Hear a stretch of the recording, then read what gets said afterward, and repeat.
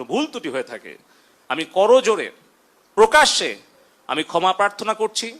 এবং এই ইন্টারনেট ব্যাহত হওয়া, এই সোশ্যাল মিডিয়ার গুজব প্রতিরোধে ব্যর্থ হওয়া, এই সকল কিছু দায় এবং দায়িত্ব, ব্যর্থতা আমি নিজের কাঁধে তুলে নিচ্ছি এবং যে কোনো সিদ্ধান্ত আমি মেনে নেওয়ার জন্য আবারও প্রতিশ্রুতি আমি সকলের সামনে দিচ্ছি। এবার হাত জোর করে ক্ষমা চাইলেন পলক। আসলে তাদের কোনো ধরনের এখানে ব্যর্থতা থাকার কারণে পলক নিজেই বললেন যে তাদের কোনো ব্যর্থতা থাকলে তার জন্য ক্ষমা প্রাপ্তি জনগণের কাছে। আসলে এই কথা কেন বললেন সব কিছু আমি বিস্তারিত আপনাদেরকে এই ভিডিও দেখাবো। আমি এই ভিডিওর মাধ্যমে ভিডিওটি আমি আপনাদেরকে দেখাবো। তার আগে একটু কথা শুনে যাবেন আপনারা সবাই। আসলে কোটা আন্দোলন নিয়ে আমাদের বাংলাদেশে অনেক কিছু ঘটে যাচ্ছে।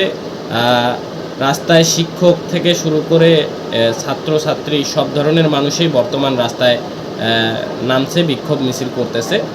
তো তার জন্য সরকারের পক্ষ থেকে যারা সরকারি দায়িত্ব আছেন তাদের যদি কোনো ধরনের ব্যর্থ থাকে সেই জন্য পলক ক্ষমা চাইলেন হাত জোর করে, এবং ইন্টারনেট সেবা ব্যাহত হওয়ার কারণে হাত জোর করে ক্ষমা চাইলেন। তারপরে ক্ষমা চাওয়ার পরেও বললেন যদি কোনো ধরনের শাস্তি দেওয়া হয় সেটা তারা মাথা পেতে নিবে, কিন্তু বঙ্গবন্ধু কন্যা শেখ হাসিনার যেন গায়ে কোনো ধরনের কোনো দোষ না পড়ে সেটাই উনি বললেন। তো সব চলেন সেই ভিডিওটি আমি আপনাদেরকে দেখাবো। তো তার আগে আপনাদেরকে বলে নেই, যারা ভিডিওটি দেখতেছেন সবাইকে অসংখ্য ধন্যবাদ। আপনারা দেখতে পাচ্ছেন বাংলা নিউজ বিডি টিভি।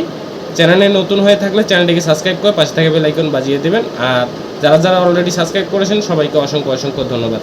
তো চলেন আমি আপনাদেরকে ভিডিওটি দেখাবো, আর আপনাদের মূল্যবান মতামত আপনারা কমেন্ট বক্সে কমেন্ট করে জানাবেন। বিভিন্ন সংঘর্ষে যে সকল আমাদের সন্তানেরা, ছাত্রছাত্রীরা নিহত হয়েছে, পুলিশ বাহিনীর সদস্য যারা নিহত হয়েছে, আমাদের ছাত্রলীগ, যুবলীগ, আমাদের সহযোগী সংগঠনের নেতা কর্মীরা যে নির্মম হত্যাকাণ্ডের শিকার হয়েছে, সেই সকল নিহত বিদেহী আত্মার মাগফিরাত কামনা করছি।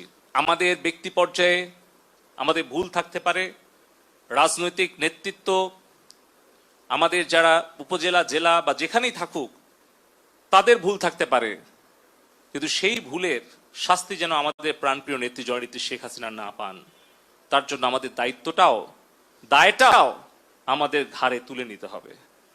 আমরা যারা সরকারের দায়িত্বে আছি, বিভিন্ন জায়গায় বিভিন্ন পর্যায়ে দায়িত্বে আছি, আমাদের ভুলের কারণে, আমাদের অবহেলার কারণে, আমাদের ব্যর্থতার কারণে যে সংকটময় পরিস্থিতি সৃষ্টি হয়েছে, সেই দায়টা আমরা যেন নিজের কাঁধে নিয়ে আমরা যেন সেই দায় স্বীকার করে আমাদের ভবিষ্যৎ প্রজন্মের ছাত্রছাত্রীদের কাছে ক্ষমা চেয়ে আমরা জননেত্রী শেখ হাসিনাকে নিরাপদ রাখার জন্য, বাংলাদেশকে নিরাপদ রাখার জন্য যে কোনো ত্যাগ স্বীকারের জন্য যেন আমরা প্রস্তুত থাকি।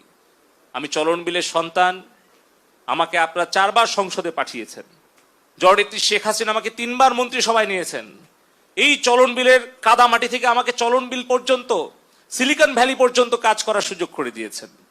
আমার যে দায়, আমার যে ব্যর্থতা, সেটার দায় এবং দায়িত্ব আমি নিজের কাঁধে নিয়ে যদি জননেত্রী শেখ হাসিনা যে কোনো শাস্তি অথবা আমাকে যে কোনো সিদ্ধান্ত দেয়, সেটা আমি মাথা পেতে নিয়ে আমি বঙ্গবন্ধুর আদর্শের সৈনিক হিসেবে, জননেত্রী শেখ হাসিনার কর্মী হিসেবে, আওয়ামী লীগের একজন কর্মী হিসেবে আমার তরুণ প্রজন্মের কাছে যদি আমার কোনো ভুল ত্রুটি হয়ে থাকে আমি করজোড়ে প্রকাশ্যে আমি ক্ষমা প্রার্থনা করছি।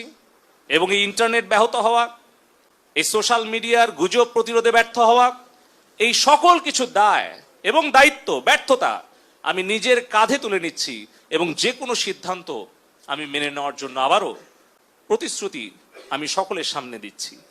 আমার দলের নেতাকর্মীরা আপনারা সকলে ঐক্যবদ্ধ থাকবেন, যেন কেউ কোনো ষড়যন্ত্র করে, সন্ত্রাস করে আমাদের এই এলাকা, আমাদের এই দেশকে অস্থিতিশীল করতে না পারে।